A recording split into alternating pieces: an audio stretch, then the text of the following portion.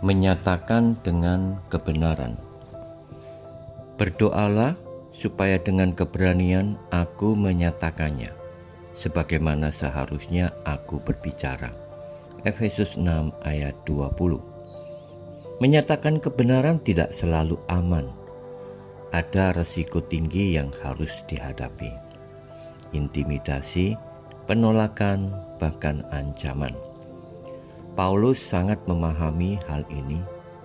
Karena itu ia meminta jemaat di Efesus mendoakannya supaya ia tetap berani memberitakan rahasia Injil.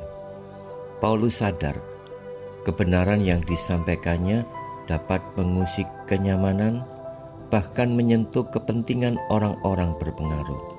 Itu bukan perkara mudah. Namun, tanggung jawab bukan hanya ada pada Paulus, melainkan juga pada jemaat. Banyak orang sering mengeluh karena pendetanya berkhotbah dengan monoton, membosankan, atau terasa kurang mendalam.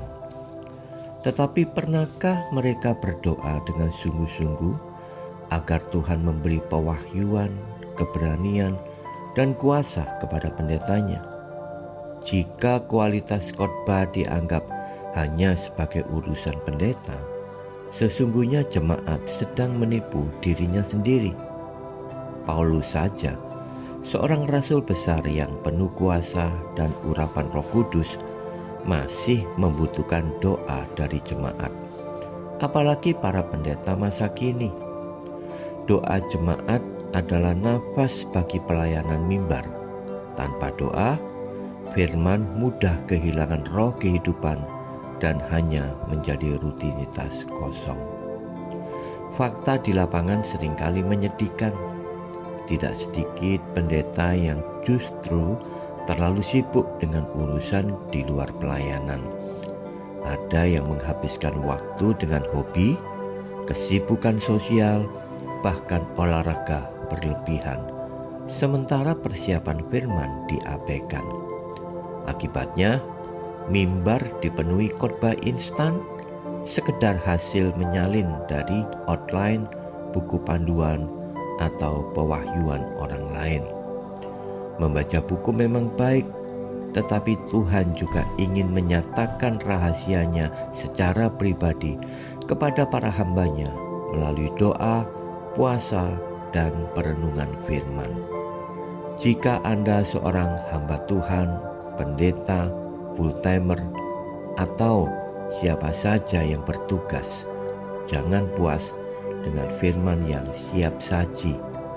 Jemaat lapar dan haus akan suara Allah yang hidup, bukan sekedar kata-kata manusia.